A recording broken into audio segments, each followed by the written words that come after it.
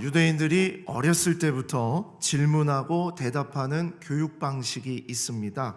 그것을 하브루타라는 교육 방식이라고 합니다.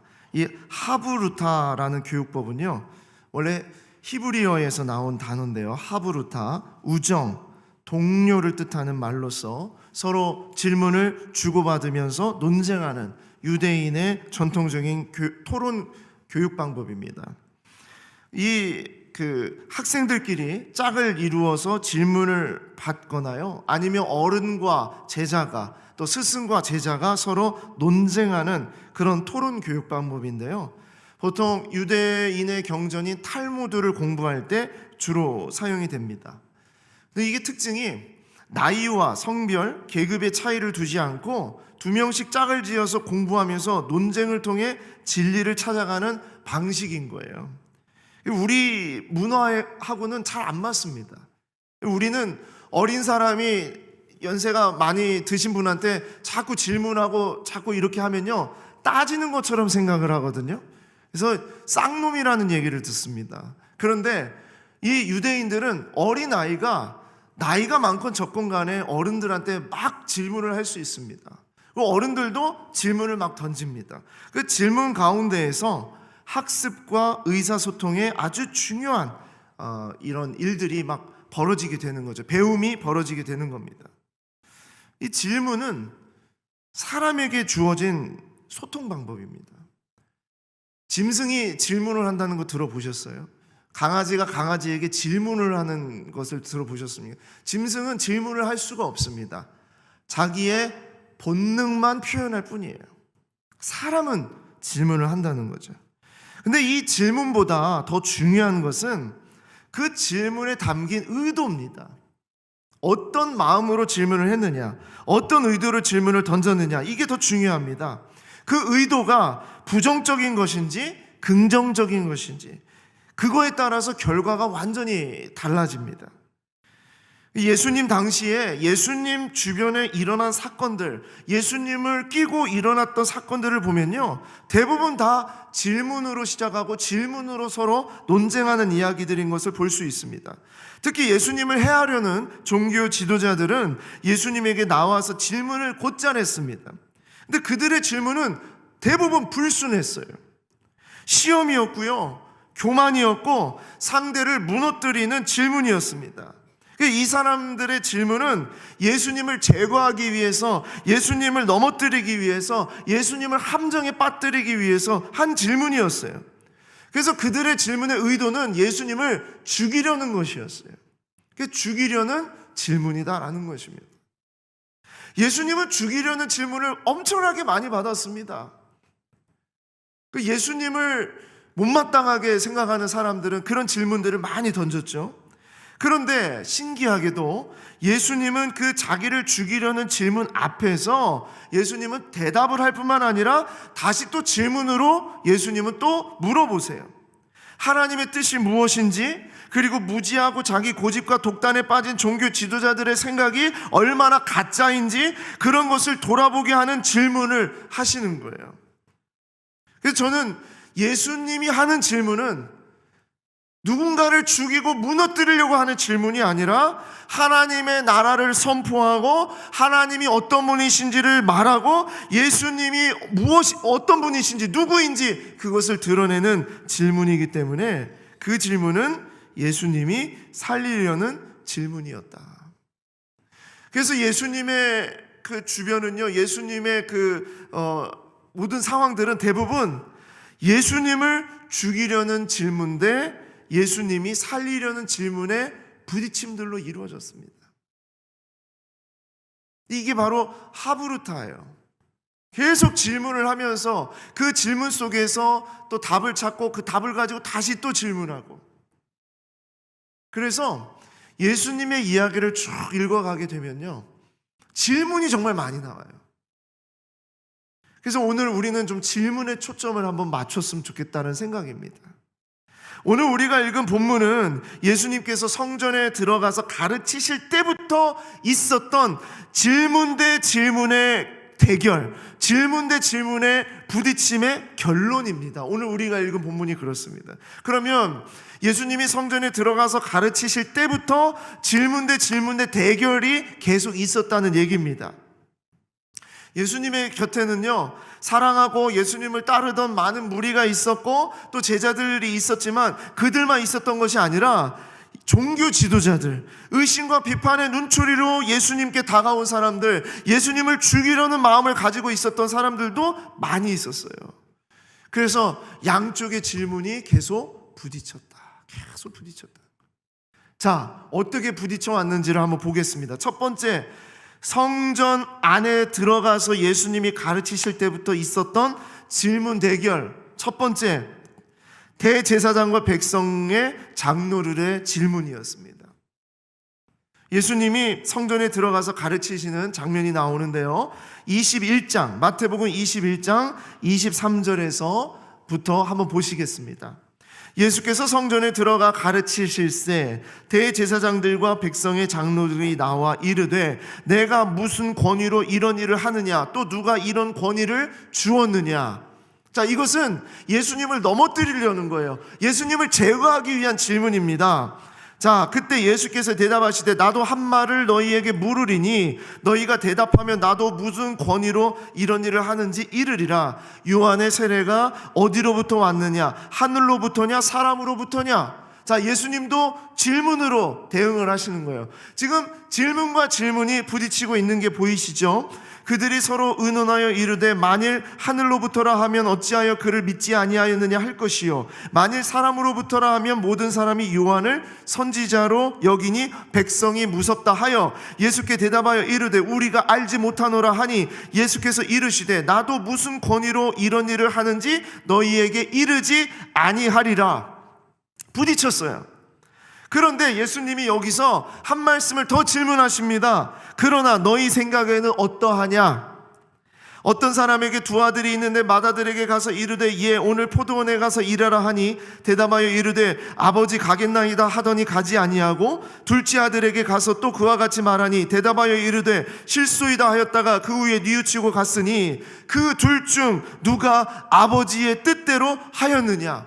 이게 전통적인 하브르타 방식입니다. 어떤 하나의 이야기를 던져놓고 그 이야기를 어떻게 생각하느냐, 이 상황에 대해서 어떻게 생각하느냐, 이런 방식이에요. 자, 그랬더니 이르되 둘째 아들이니이다. 예수께서 그들에게 이르시되 내가 진실로 너희에게 이르노니 세리들과 창녀들이 너희보다 먼저 하나님의 나라에 들어가리라. 아주 충격적인 말씀을 하시는 거예요. 종교 지도자들, 대제사장들과 백성의 장로들 얼마나 고매했습니까? 얼마나 자기들이 우월하다고 생각했습니까? 종교적으로 자기들은 전혀 문제가 없다고 생각을 했어요. 그런데 세리들과 창녀들이 그들보다 먼저 하나님의 나라에 들어가리라라는 이 말씀 앞에 충격을 받은 거죠. 그러면서 예수님이 또 다음에 말씀하시는데 다른 한 비유를 들으라. 한 집 주인이 포도원을 만들어 산울타리를 두르고 거기 집자는 틀을 만들고 망대를 짓고 농부들에게 새로 주고 타국에 갔더니 또 어떤 이야기를 하기 시작합니다. 열매 거둘 때가 가까우며 그 열매를 받으려고 종들에게 왔는데 농부들이 종들을 잡아다가 죽였어요. 그리고 그 다음에 더 많은 종들을 보내니 그들도 잡아서 죽였어요. 그러니까 나중에 주인이 내 아들을 보내며 내 아들을 존대하리라 하였더니 농부들이 그 아들을 보고 서로 말하되 이는 상속자니 자 죽이고 그의 유산을 차지하자 하고 이에 잡아 포도원 밖에 내쫓아 죽였느니라. 자, 하브르타입니다. 이제 예수님이 질문합니다. 그러면 포도원 주인이 올 때에 그 농부들은 어떻게 하겠느냐? 대제사장과 백성의 장로들이 대답합니다. 그 악한 자를 진멸하고 포도원은 제때에 열매를 바칠 만한 다른 농부들에게 새로 줄지니이다. 말 잘했다. 바로 그 악한 농부들이 바로 너희들이야. 이 이야기를 딱 하시는 거예요. 예수께서 이르시되 너희가 성경의 건축자들이 버린 돌이 모퉁이의 머릿돌이 되었나니 이것은 주로 말미암아 된 것이요 우리 눈에 기이하도다 함을 읽어본 일이 없느냐? 질문과 질문이 계속 부딪히면서 지금 싸움을 일으키고 있는 게 보이십니까? 결론은 이렇습니다. 대제사장들과 바리새인들이 예수의 비유를 듣고 자기들을 가르쳐 말씀하신 줄 알고 잡고자 하나 무리를 무서워하니 이는 그들이 예수를 선지자로 알미었더라. 이 대결의 끝이 이렇습니다. 그래서 대제사장들과 백성의 장로들이 물러갔어요. 그랬더니 두 번째 질문 대결이 시작이 됩니다. 바리새인들과 헤롯 당원들이 나타났어요. 자, 이 사람들은 어떻게 하나 보십시오. 마태복음 22장 15절 말씀입니다. 이에 바리새인들이 가서 어떻게 하면 예수를 말의 올무에 걸리게 할까 상의하고 자기 제자들을 헤롯 당원들과 함께 예수께 보내어 말하되 선생님이여 우리가 아노니 당신은 참되시고 진리로 하나님의 도를 가르치시며 아무도 꺼리는 일이 없으시니 이는 사람을 외모로 보지 아니하심이니이다. 자, 이제 질문 들어갑니다. 그러면 당신의 생각에는 어떠한지 우리에게 이르소서. 가이사에게 세금을 바치는 것이 옳으니까 옳지 아니하니까. 자, 이 질문은요 양쪽에 다 함정이 있는 질문입니다. 어느 쪽으로 대답을 해도 함정에 빠질 수밖에 없습니다. 자, 그때 예수님께서 그들의 악함을 아시고 이르시되 외식하는 자들아 어찌하여 나를 시험하느냐. 세금 낼 돈을 내게 보이라 하시니 데나리온 하나를 가져왔거늘 예수께서 말씀하시되 다시 질문하시죠. 이 형상과 이 글에 누구의 것이냐. 이르시되 가이사의 것이니이다. 이에 이르시되 그런즉 가이사의 것은 가이사에게 하나님의 것은 하나님께 바치라 하시니. 와, 전혀 생각지 못했던 그런 대답이 나왔어요. 그랬더니 그들이 이 말씀을 듣고 놀랍게 여겨 예수를 떠나가니라. 두 번째 질문의 대결에 이야기가 어떻게 정리가 되는지 보이시죠? 세 번째입니다. 세 번째 질문 대결, 사두개인들이 이제 나타났어요. 23절 말씀입니다. 부활이 없다 하는 사두개인들이 그날 예수께 와서 물어 이르되, 예수님 정말 힘들 것 같아. 그렇죠? 계속 와가지고 질문하니까요. 자, 예수께 와서 물어 이르되 선생님이여 모세가 일렀으되 사람이 만일 자식이 없이 죽으면 그 동생이 그 아내에게 장가들어 형을 위하여 상속자를 세울지니라 하였나이다. 우리 중에 칠형제가 있는데 마지가 장가들었다가 죽어 상속자가 없으므로 그 아내를 동생에게 물려주고 둘째와 셋째도 일곱째까지 그렇게 하다가 최후에 그 여자도 죽었나이다. 자, 하부르타입니다. 어떤 이야기를 던져줬어요. 그리고 질문 들어갑니다. 그런즉 그들이 다 그 여자를 취하였으니 부활하게 되면 일곱 중에 누구의 아내가 됩니까? 이런 질문까지 받아야 됩니까? 예수님이. 그런데 예수님이 말씀하세요. 예수께서 대답하여 이르시되 너희가 성경도 하나님의 능력도 알지 못하는 거로 오해하였도다. 부활 때에는 장가도 아니가고 시집도 아니가고 하늘에 있는 천사와 같으니라. 죽은 자의 부활을 논할진대 하나님이 너희에게 말씀하신 바 나는 아브라함의 하나님이요 이삭의 하나님이요 야곱의 하나님이로라 하신 것을 읽어보지 못하였느냐? 자, 다시 질문을 던지는 거죠. 이미 너희가 율법에 다 알고 있지 않느냐? 이미 구약에 다 나와 있지 않느냐? 근데 어찌하여 나에게 그런 말도 안 되는 질문을 던지고 있느냐라는 거예요.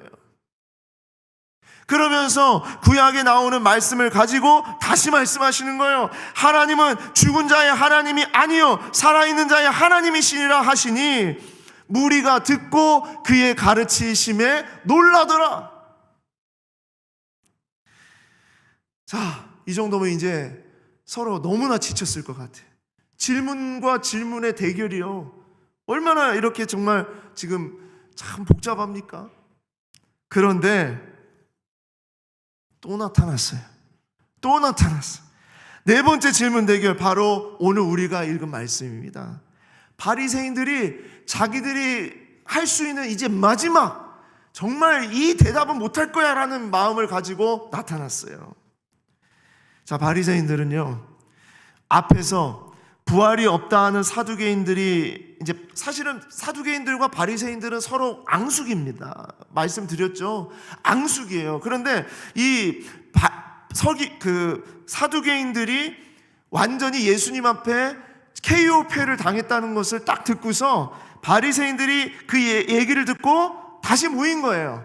잘됐다. 그놈들, 자, 우리가 이제 정리하자. 우리가 예수 정말 끝내버리자 라고 생각을 하고 모인 겁니다. 그런데 이들이 가지고 온 질문은요, 이전보다 더 강력한 질문을 가지고 왔어요. 그리고 그들 중에 가장 율법을 잘 아는 사람을 앞세워서 나타났어요. 마태복음 22장 36절입니다. 선생님, 율법 중에서 어느 계명이 크니이까? 자, 이 질문입니다. 율법 중에서 어느 계명이 크니이까? 겉으로는 선생님, 되게 높이는 척, 되게 젠틀한 척 그렇게 말하면서 율법 중에 어느 계명이 크니이까? 자, 이 한 문장 속에 담겨져 있는 그들의 질문은요, 철저하게 교만과 이기적인 우월함을 가지고 배타적인 생각을 가지고 한 질문입니다. 너까지 것이 율법에 대해서 얼마나 아는지 보자라는 질문이에요. 너까지 것이 율법에 대해서, 자, 이거 한번 대답해봐. 율법 중에서 어느 계명이 가장 커? 크다라는 이 단어는요, 히브리어로 봤을 때 최상급입니다. 그러니까 이런 말이에요. 율법 가운데에 어느 것이 최고냐? 이 율법, 이 유대인들과 바리새인들이 지켰던 율법은요, 기본적으로 613가지의 율법을 지켰어요.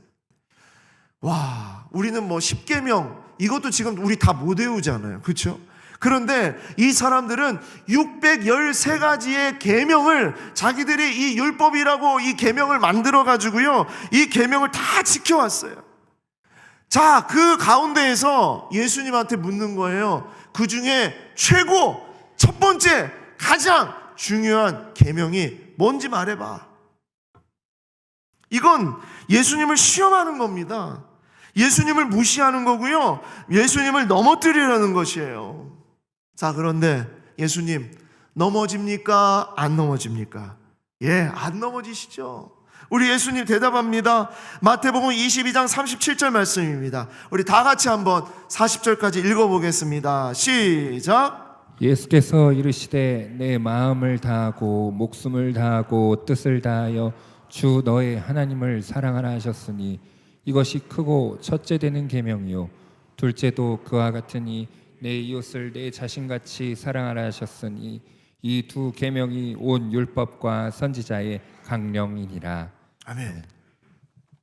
예전 같으면 예수님이요, 다른 질문을 던지거나 아니면 또 무슨 하브르타처럼 어떤 이야기를 꺼내가지고 이렇게 너희들은 이건 어떻게 생각하냐 이렇게 물을 이야기입니다.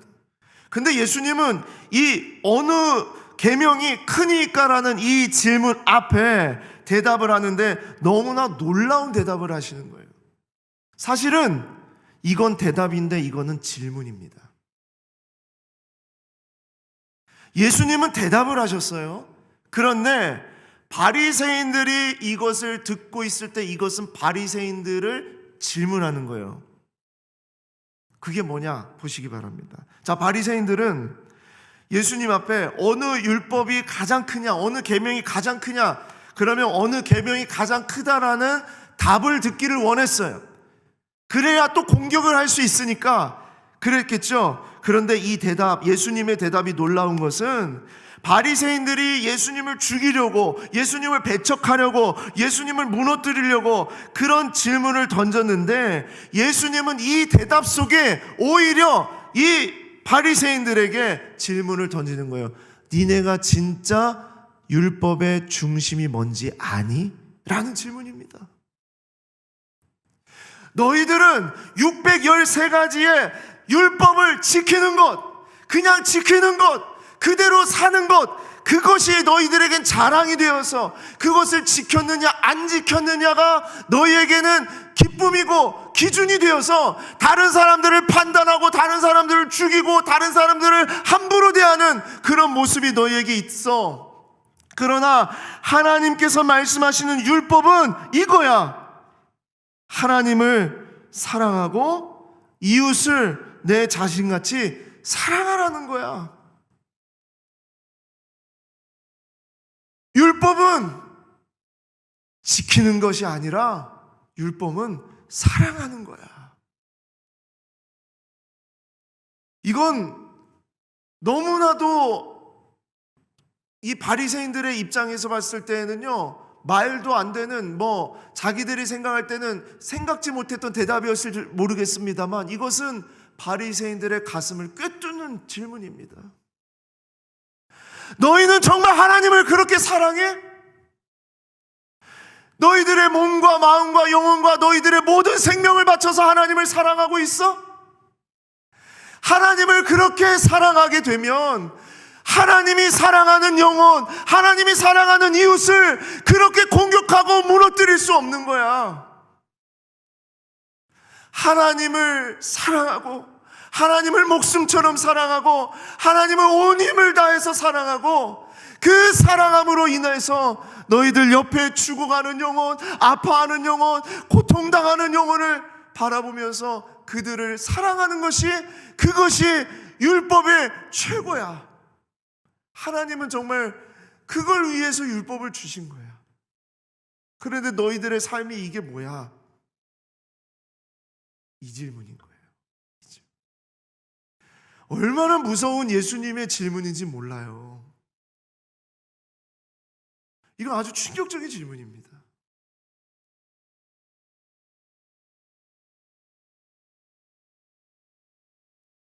얼마나 성경을 알고 얼마나 종교적인 일을 얼마나 행동을 했고 얼마나 예배의 자리에 왔고 얼마나 내가 뭘 했고 내가 어떤 거를 바쳤고 또 내가 어떤 행동을 안 했고 이런 것이 기준이 되어서 다른 사람을 판단하는 것은 율법을 제대로 아는 자가 아니라는 거예요.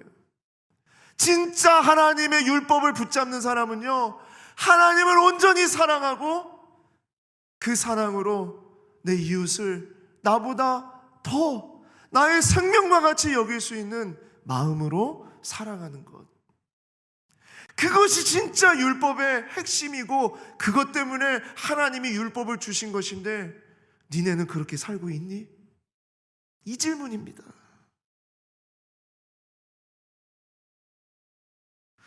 저는 이 4번에 걸친 성전 안에서 4번에 걸친 이 대결, 질문의 대결이요, 너무 좋았어요. 예수님이 그 바리새인들, 서기관들, 사두개인들, 장로들, 헤롯 당원들 그 사람들을 무너뜨렸기 때문에 좋은 게 아니에요. 이겼다! 예수님이 이겼다! KO 시켰다! 그래서 좋은 게 아니에요. 제가 이 질문의 대결이 너무나 좋았던 것은요, 예수님을 죽이려고 하고 예수님을 무너뜨리려고 하고 예수님을 배척하려고 했던 그 질문, 예수님을 죽이려는 질문에 예수님은 하나님 아버지의 마음을 담아낸 살려내는 질문들로 계속 공격했다는 거예요. 대응하셨다는 거예요. 자, 예수님이 바리새인들이 모여 있을 때에 이 질문 대결의 마지막 종지부를 찍는 말씀을 이제 하세요. 마태복음 22장 41절 말씀입니다. 바리새인들이 모였을 때에 예수께서 그들에게 물으시되 너희는 그리스도에 대하여 어떻게 생각하느냐? 저는 이 말씀을 읽을 때 제 가슴이 막 아프기도 하고 너무나도 감동이 있었어요. 예수님이 이렇게 질문을 해주셨다는 것에 대해서 저는 너무나 감사했어요. 이 질문이 여기에 담겨 있다는 것이 너무나 감사했어요. 그 자기를 죽이려고 하는 사람들, 자기를 몰아내려고 하는 사람들에게 마지막으로 예수님이 하셨던 질문이 너희는 그리스도에 대하여 어떻게 생각하느냐? 너희가 한번 대답해봐라. 너희는 그리스도에 대해서 어떻게 생각하느냐? 누구의 자손이냐? 그랬더니 이 사람들이 감동은 받지 않고 대답하되 다윗의 자손이니이다. 43절입니다. 이르시되 그러면 다윗이 성령에 감동되어 어찌 그리스도를 주라 칭하여 말하되 주께서 내 주께 이르시되 내가 내 원수를 내 발 아래 둘 때까지 내 우편에 있으라 하셨도다 하였느냐? 질문합니다. 다윗이 그리스도를 주라 칭하였은즉 어찌 그의 자손이 되겠느냐? 그리스도에 대해서 제대로 생각해 본 적이 있느냐? 그리스도가 어떤 분인지 생각해 본 적이 있느냐? 하나님이 그리스도를 우리에게 보내주셨는데 그 그리스도가 누구인지 알겠느냐? 그 질문을 하시는 거예요. 이것은 시편 110편 1절 말씀, 다윗의 이야기를 가져다가 예수님이 하시는 말씀이에요. 예수, 그리스도, 메시아는 다윗의 자손입니다. 그런데 어찌 다윗이 그리스도를 주님이라고 칭할 수 있냐는 거예요. 아무도 대답을 못해요, 바리새인들이. 그렇죠? 왜? 맞으니까. 예수님의 말씀이 맞으니까. 다윗의 혈통으로 나오신 분이지만 그의 지위와 그의 권세는 다윗을 넘어설 뿐만 아니라 온 세상을 다스리는 왕으로 오신 분이라는 거예요. 그분은 하나님의 약속대로 다윗의 혈통으로 오셨지만 하나님의 아들로, 하나님으로서, 본체인 하나님으로서 이 땅 가운데 성육신에서 오신 분이라는 거예요. 그러므로 예수님은 다윗의 혈통으로 난 온 세상을 다스리는 메시아다. 내가 바로 메시아다. 하나님의 권위로 이 땅에 오신 하나님이다. 이것을 예수님이 지금 드러내신 겁니다. 자, 이 질문 대결의 마지막 어떻게 써 있습니까? 46절입니다. 한마디도 능히 대답하는 자가 없고 그날부터 감히 그에게 묻는 자도 없더라. 당연하죠. 죽음의 질문은요, 공격의 질문은요, 늘 살아있는 질문, 진리의 질문, 생명의 질문 앞에 무너지게 되어 있습니다. 제가 이 질문의 대결, 이 대결들을 쭉 보면서 저는 그런 생각을 했어요. 예수님의 질문은 모든 가짜와 모든 거짓을 다 들춰내세요. 알게 하세요.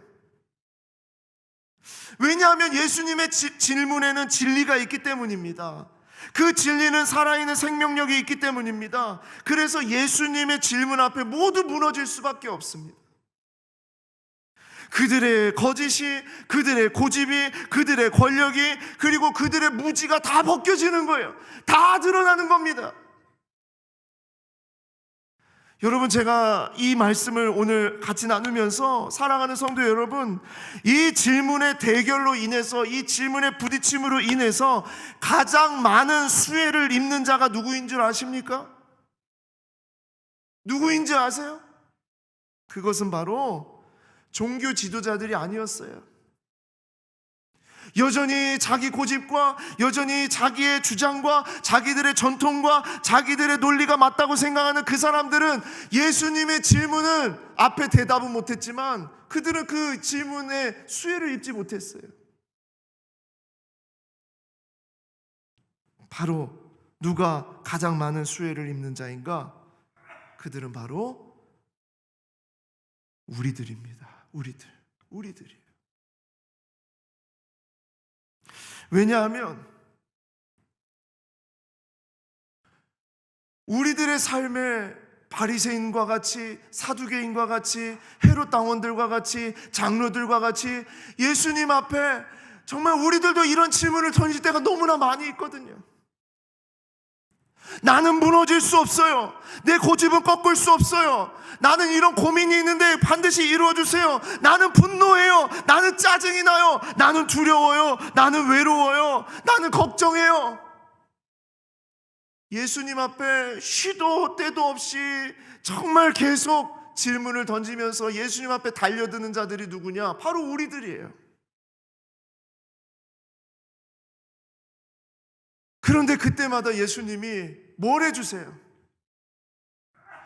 죽이는 질문으로, 무너뜨리는 질문으로, 아픈 질문으로 우리는 그렇게 주님 앞에 나간다 하더라도요, 우리 주님은 살리는 질문으로, 살려주시는 질문으로 그 우리의 고민과 염려와 걱정과 분노와 짜증과 슬픔과 눈물과 그 모든 것들을 주님께서는 다 아시며 내 마음속에 주시는 예수님의 질문이 있다는 거예요.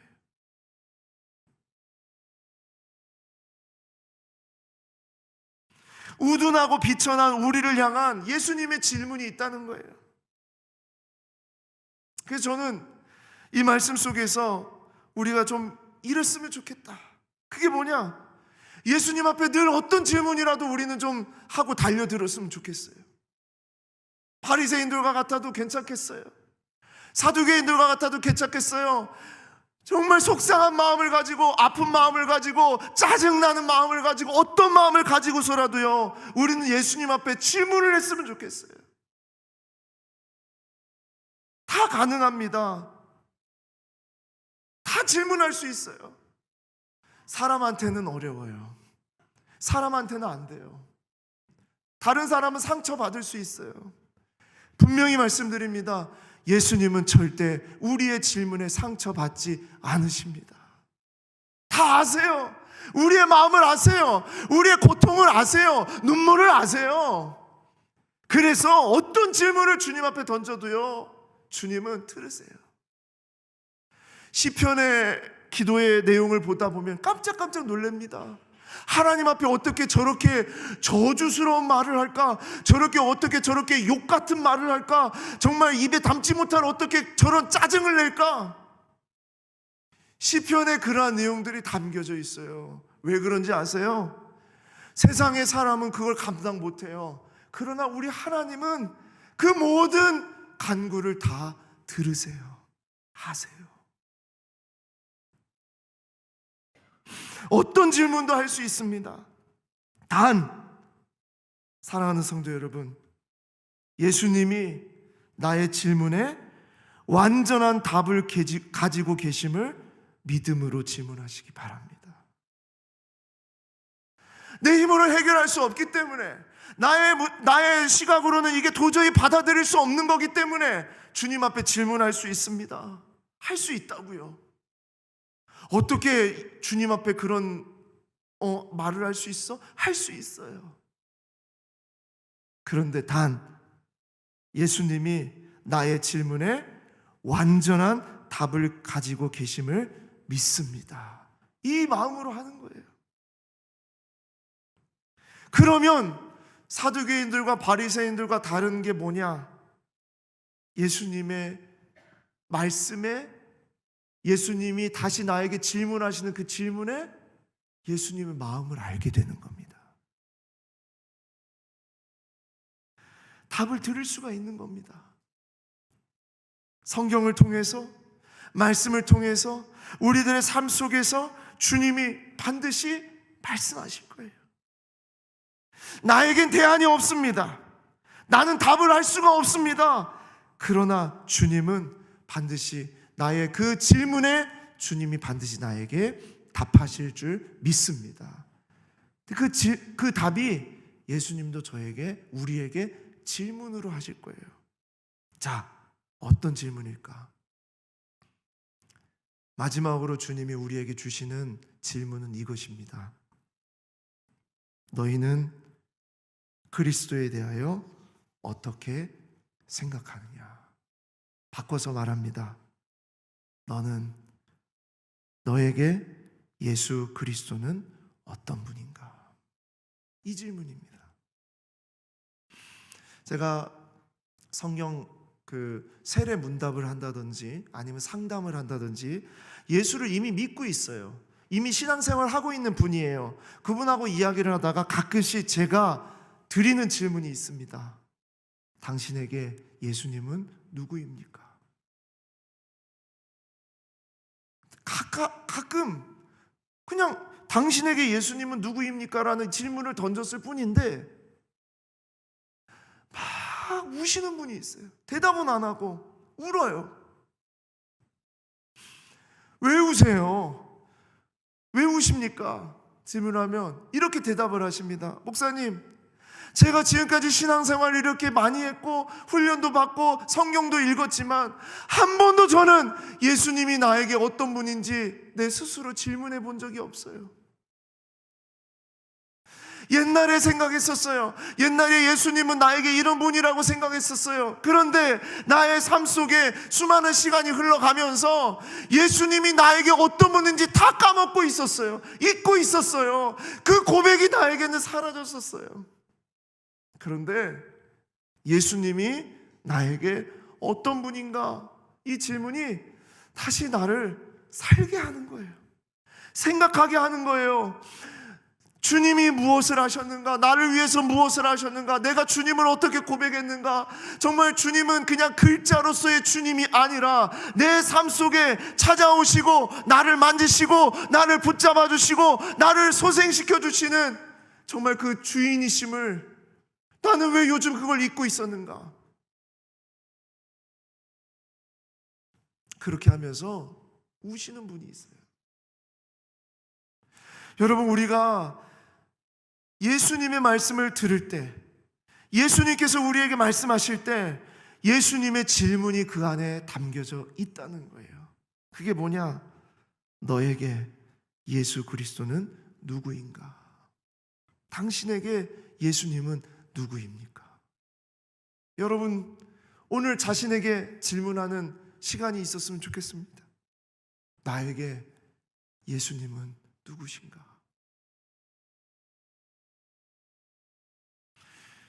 이 말씀으로 우리가 이번 한 주간 또 우리의 인생 속에 우리가 놓치지 말아야 할 질문, 그것은 예수님이 우리를 살리게 하시는 질문이신데 그것이 무엇이냐?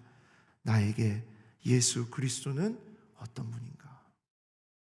나에게 주님은 어떤 분인가? 여러분이 모여있는 목장에서 그리고 여러분이 함께하고 있는 가족 가운데 질문하는 겁니다. 너에게, 당신에게 예수님은 어떤 분이시오? 아주 간단하고 아주 일반적인 질문 같지만 이 질문을 계속 머금고 묵상하고 그 질문에 고백을 하게 될 때 주님이 우리의 영혼을 소생시켜 주시는 놀라운 역사가 있는 줄 믿습니다. 주님이 우리를 살려내시는 질문 앞에 우리가 이번 한 주 그리고 우리의 인생을 그렇게 드리기를 소망합니다.